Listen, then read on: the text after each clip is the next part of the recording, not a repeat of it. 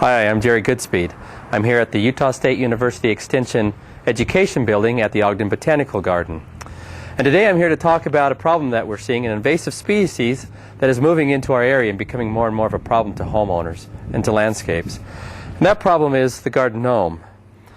Now the gnome, we believe, was introduced into our area from England. They're very attractive at first, a little bit of a cheery smile, if you will. But over time, they become very invasive into the garden.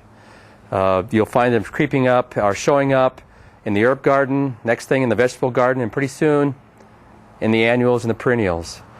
And once established, they're very difficult to control.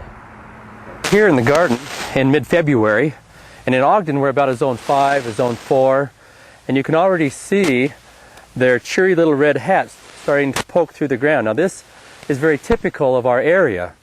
They're first, usually about the end of January, 1st of February, you will start to see this red cone just after they have germinated.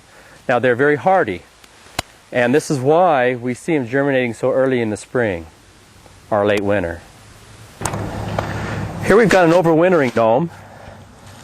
This is very typical. They are very hardy. Normally to overwinter they will seek a hiding place, some place that gives them a little bit of protection from the weather. And you can see that this gnome is chosen behind this rock. Last fall it went undetected and unnoticed. It was able to overwinter, and you can see that now it's becoming quite large gnome and quite a nuisance, quite a problem. If left unchecked, they can outcompete other lawn ornaments and other parts of the landscape. Here we see a gnome that has taken up residency in a pagoda. This particular gnome overwintered in this pagoda, and if left unchecked, it can destroy this particular lawn ornament. As with all pests, gnomes can be very difficult to control. It's always best if you can control them when they're quite small. As they get larger, it can become more and more difficult. We have a couple of tools that we use here in the gardens to control some of our pests, especially the gnome. One is called the winged weeder, and we found that very early in the spring, if we can go out and do a little bit of winged weeding, if you will, there's one right there. Pulls them, pops them right out of the ground. Easy to control that way. On occasion, in the fall, we'll go through and do some tilling, some heavy tilling. A little bit like what a rake would do to bring them back up to the surface when they're very small, and hopefully over the winter, it'll destroy them. As with all aggressive species, gnomes have a genius method of dispersal. In fact, they've been known to travel 3, 4, up to 5 miles a day. It's been reported that they've even been seen hitchhiking. In their peak populations, they'll gather in small groups, and they'll go out in search of food, entertainment, recreation, and most people associate gnomes with the ground. It's a known fact, though, that gnomes can, when hungry enough, move up into the trees. Here you can see a small population that has defoliated this tree. It's just a sad sight. I'm here with our extension forestry specialist, Mike Coons, who has also noticed the problem that we've had with the garden gnomes.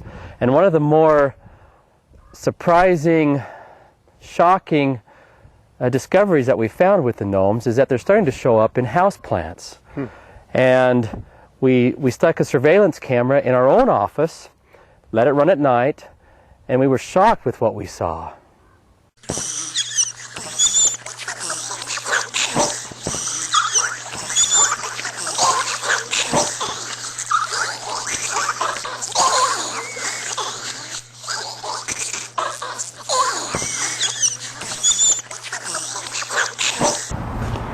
So what have we learned about garden gnomes? Let's sum up. First off, they're a very aggressive and invasive species. We also know that they can overwinter in secluded and protected areas around the landscape. We also know that they germinate early in the spring, and that a lot of times it's best to control them in the early spring when they're quite small. There are some mechanical methods we can use for control. We can do some tillage in the fall. We've also seen some promise in some biological controls. Pink flamingos, garden mirrors, small dogs have shown some promise, as well as some chemicals that are now starting to show up on the market for their control. The bottom line is, don't be fooled by their cute nature. They really are a vicious pest.